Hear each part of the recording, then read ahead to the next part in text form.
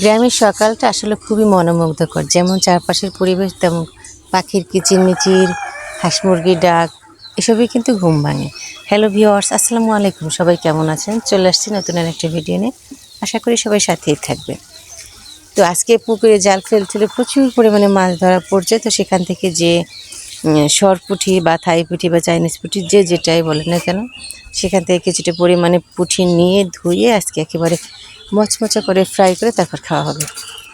তো আমার যতটুকু প্রয়োজন অতটুকু পরিমাণে পুঁটি মাছ আমি এখান থেকে নিয়ে নিয়েছি। অনেক অনেক মাছ ছিল আজকে।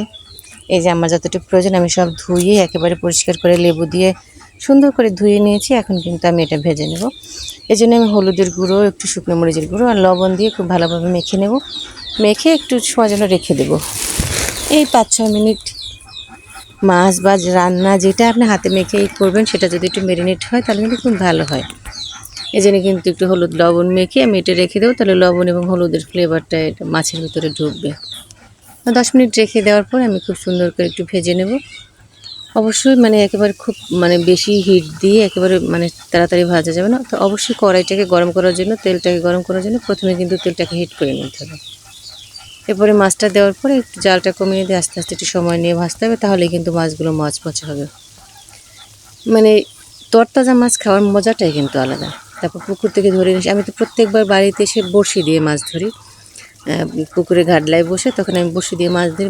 বড়শি দিয়ে মাছ ধরার একটা মজা কিন্তু আলাদা। যারা যারা বড়শি দিয়ে মাছ ধরতে পছন্দ করে, এখন তো তারাই জানে যে এটা কতটা ইন্টারেস্টিং কাজ এবং কতটা ভালো লাগার একটা কাজ। তো এবার আর আমি বড়শি দিয়ে মাছ ধরিনি, কারণ বাড়ি যেদিনকে আসছি তারপর দিনকে ঈদ গেল। তারপর দিনকে আব্বা বলতেছে আজকে পুকুরে জাল ফেলবো।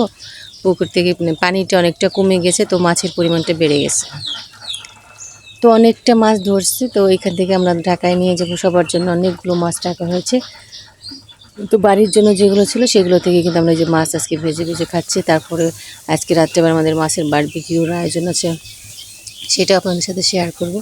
তো মাছগুলো কিন্তু একে একে আমি ভেজে নিয়েছি। এখন একটু পেঁয়াজ, কাঁচামরিচ ভেজে নেব। এই যে একটু হলুদের গুঁড়ো কিন্তু অবশ্যই দিবেন, কারণ কি তেলের উপর হলুদের গুঁড়ো দিলে এটা যেমন একটা সুন্দর একটা ফ্লেভার দেয়, ভাতটা মাখা মাখা করলে একটা কালার দেয়, খুব ভালো লাগে। সাথে কিন্তু আমি একটা বোম্বাই মরিচ দিয়েছি, একেবারে সোনায় সোহাগা। আমি আর কি, আমার তো আর কিছুর প্রয়োজন নেই, কারণ আমি বোম্বাই মরিচ খুব পছন্দ করি।